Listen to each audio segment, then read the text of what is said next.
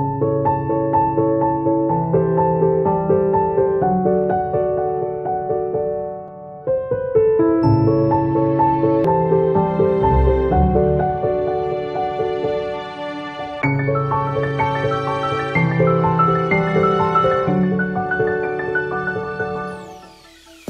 привет! С вами передача «Модные штучки» и я, ее ведущая Анелия. Дизайнер – человек, который придумывает новые эскизы. В нашем случае он придумывает уникальные и интересные платья. У меня сегодня в гостях известный дизайнер. Не только в нашем городе, но еще и в других городах, таких как Санкт-Петербург, Москва, Казань, Галина, Галвил. Как создаются ваши платья? Руками, вот такими вот ножничками, иголочкой и нитками. Я их делаю абсолютно полностью все вручную. Вот, и ты участвовала в одном из таких проектов, да, тебе понравилось, я помню. Сложно ли за один день сшить платье? Ну, конечно, сшить его сложно, но сложность заключается в том, что прежде чем за один день его сшить, нужно не один день подумать. То есть я провожу работу именно умственную до того дня, когда я буду шить. Я продумываю все детали, я продумываю все материалы, вплоть до того, как в конечном варианте у нас будет выглядеть и сама девочка в этом платьишке, и платьишко по отдельности.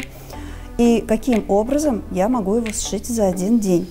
Вот это вот платье было сшито за 10 часов. Но прежде чем я его сшила, я целую неделю думала, как это сделать. Когда вы впервые познакомились с искусством шитья? Ох, какой вопрос. Наверное, я с этим искусством уже родилась. Наверное, я так думаю. Потому что, когда я помню себя маленькой, у меня были маленькие куколки, и почему-то они все были голые, и всегда их хотелось одеть. И я вот прям все, что у меня было, я все резала, перешивала и делала вот этим куколкам одежку. А потом у меня был такой случай, когда я была уже подростком, я дружила с ребятками, которые живут в детском доме. И у этих девочек не было хорошеньких, красивых платьишек. И мы как-то один раз при встрече придумали, но у нас есть кусочек ткани, давай сделаем. Мы сшили этот кусочек ткани буквально за 2 часа. Мы просто вот так руками сидели, вот так вот шили. Вот. И получилась очень классная такая накидка, которую девчонки носили и с брючками, и с юбками летом. Но это, наверное, было первое, что я вот такое сделала, и люди носили. Им очень понравилось. Как создаются ваши платья и откуда берутся идеи? О, идеи – это такие штучки интересные, которые сейчас их нету, но если о них не думать, они сразу могут понавалить. Их может быть сразу очень-очень много. А вообще откуда их взять? Просто замечать за миром, что вокруг происходит. Вот смотреть вот на таких красивых девочек. И пока я вот на тебя, кстати, смотрю, я вижу твое голубое платье. Я помню даже твое голубое платье, которое ты шила на проекте. И вот у меня с правой стороны лежит тоже такое вот голубенькое платьишко. И уже в голове рождается морская идея. То есть я беру за основу все, что меня окружает. Поэтому я каждой девочке, каждому человеку рекомендую окружать себя добром, красотой, чем-то очень хорошим. То есть если встречается плохой человек на пути, лучше не сталкиваться с ним, лучше обойти, а встречаться с хорошими людьми, говорить о добрых делах и вести эти добрые разговоры. И тогда весь процесс создания внутри, он уже сам зарождается.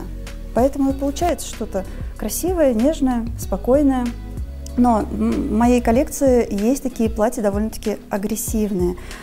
Там идеи берутся из взрослой жизни, из отношений мужчины и женщины, из отношений, допустим, детей и родителей подросткового возраста. Есть у меня сейчас платье «Родовые связи» называется. Вот оно как раз о том, что очень важно сохранять добрые отношения со своими родными, с папой, с мамой, с детьми, с сестрами, с братьями. Но так как в семье всегда все интересно, не бывает же всегда все хорошо.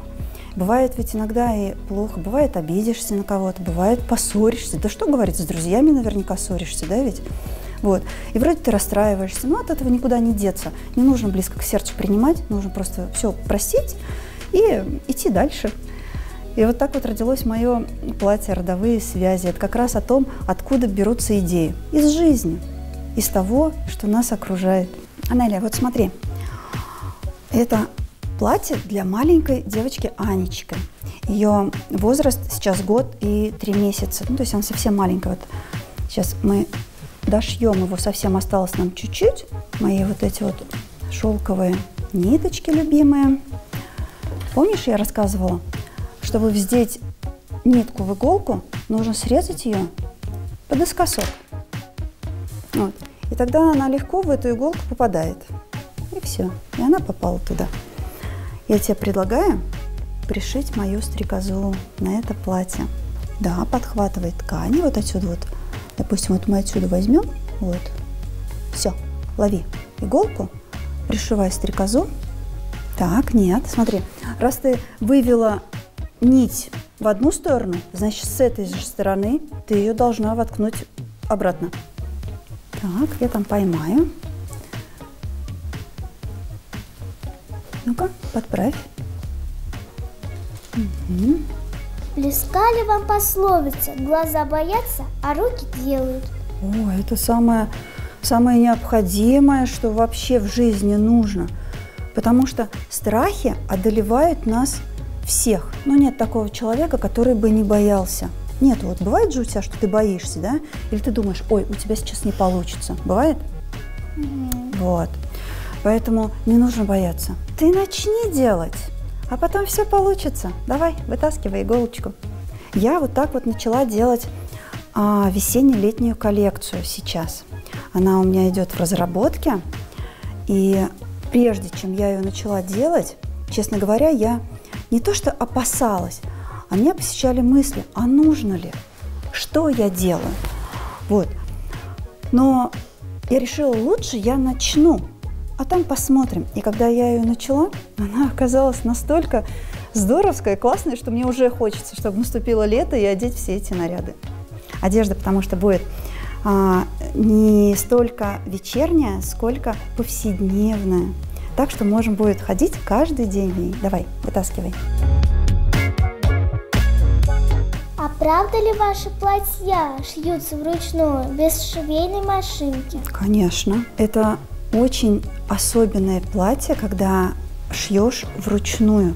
Они даже узнаваемые. Даже вот не у профессионала глаз очень подметит. Вручную платье сшито или все-таки на машинке? Знаешь, как я узнала? У меня муж однажды увидел висели платья на стойке, 2 одинаковых платья. Помнишь, мое зеленое платье «Близнецы» называется? Одно постарше, а другое помладше. Помнишь? Вот как раз, когда я шила этих близнецов, одно у меня ручное, а другое я сшила на машинке. Ну, вот просто вот мне нужно так было, вот я проверила. И мой муж подходит и говорит, вот не пойму, почему платье похожее, вот один в один вроде платье похожее, но одно вот завораживает, а другое вроде как бы обычное. То есть ручные платья, они узнаваемы. Ты их узнаешь, даже если будет их много-много висеть. Было ли так, что платье уже сшито, а оно вам не понравилось? Не было у меня такого, потому что когда я шью, я заранее не знаю, что я шью. То есть я крайне редко делаю эскизы, вот как вот сейчас. Эскизы я уже сделала, то есть на весенне-летнюю коллекцию. Но это впервые в моей практике, потому что до этого я все делала по ходу. То есть мои платья создавались по ходу, как я их шила, пока я их шила. Вот. Я изначально никогда не знаю, каким оно у меня получится. И это как картина. Вот ты картину рисуешь, да, ты там хочешь тигра нарисуешь, хочешь зайца. Но если ты не хочешь там медведя, ты же медведя не нарисуешь, и она тебе нравится. Вот так же и в моих платьях. Вот мне вот хотелось стрекозу. Я вот думала, я вообще сначала стрекозу сделала, и потом думала, куда бы ее посадить, куда бы ее посадить. И вот как раз вот здесь вот платье для Анечки понадобилось. И вот теперь Это стрекоза, видишь, она какая? Я ее полностью всю сделала из кристаллов, из бусин, из ниточек сама. Теперь эта стрекоза будет платьишко украшать. Поделитесь секретом, как маленькой девочке стать дизайнером. С чего надо начинать? Во-первых, нужно слушать себя, свое сердце. Ты не всегда думаешь, что ты хочешь стать дизайнером. Может быть, тебе так кажется, что ты хочешь. Нужно прислушаться, а чего ты хочешь на самом деле. Ты хочешь платье сшить, ты хочешь порисовать, ты хочешь что-то создать. И вот не нужно бояться, а нужно прислушаться к сердцу и сделать то, что ты хочешь. А пока ты будешь делать, ты начнешь понимать, что больше у тебя получается. То есть, что лучше у тебя получается, чего больше тебе хочется делать. И вот только таким образом человек может найти свое направление. Потому что если задастся с целью, вот я хочу стать дизайнером, есть какие-то определенные шаги, я пойду, сделаю, и все, и я буду дизайнером. Но это может тебе и не нравиться, и не приносить удовольствия, и не приносить радости. Поэтому всегда нужно слушать свое сердце. Что хочется тебе сделать? Хочется порисовать – порисуй. Хочется сшить – значит, сшей. Неважно, как у тебя получится, но если хочется – сшей. Потом ты уже поймешь, что тебе какие-то навыки нужны. Вот с этого и начинается. Я знаю, что за вашими плечами очень много проектов. Какой вам больше к сердцу? Ой, ну конечно же, это я умею шить сама. Я даже скажу почему. Потому что мне, вот по сердцу, мне самой очень нравится передавать детям то, что я умею. Когда я вижу, что вы можете сшить такие платьишки под моим руководством, вот моему сердцу становится очень приятно. И вот о чем я тебе вот буквально недавно вот сейчас говорила, что нужно чувствовать свое сердце, что хочешь, что и делай. Вот проект «Я умею шить сама», он, конечно, мне прям очень близок по духу и настолько много приносит удовольствия, когда я вижу, что у людей получается сшить прямо за один день. То есть я учу тому, что умею сама. Ну, я много что умею, но точно так же есть много чего я не умею. Но чего я не умею, этому я не учу. А вот то, что я сама знаю, то, что я практикую, я об этом рассказываю. Вам рассказываю, взрослым девочкам, которые ко мне приходят платьишки шить. Ты видела? Ну вот. Спасибо большое за ваши ответы. Мне очень понравилось. Анеля, спасибо тебе. Я очень рада тебя снова видеть и всегда рада тебе помочь. Платье наше готово. Стрекозу мы уже пришили. Мы приготовили вот такой красивый цветочек на голову. И Анечка, наша модель, уже здесь. Сейчас мы примерим и посмотрим.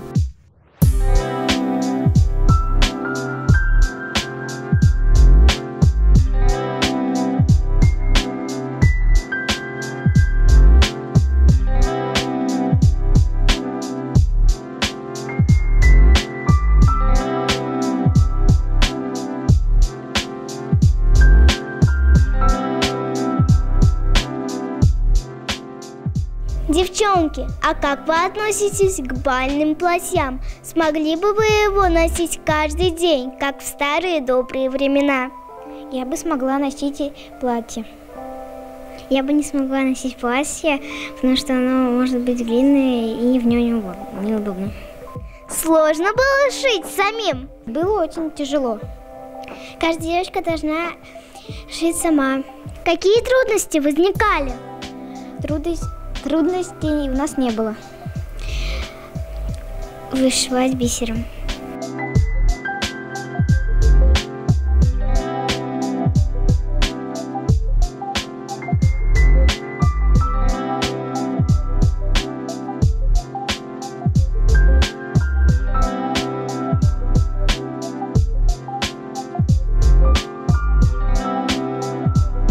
Вы бы хотели бы поучаствовать еще в таком проекте? Да, потому что мне понравилось. Мне тоже очень понравилось. Вы сами выбирали дизайн вашего платья? Мы выбирали только цвет, но Галина помогала нам выбирать его. Я хотела получить очень красивое платье и получила его. Вы захотели стать дизайнером после этого проекта? На немного, да. Мне тоже.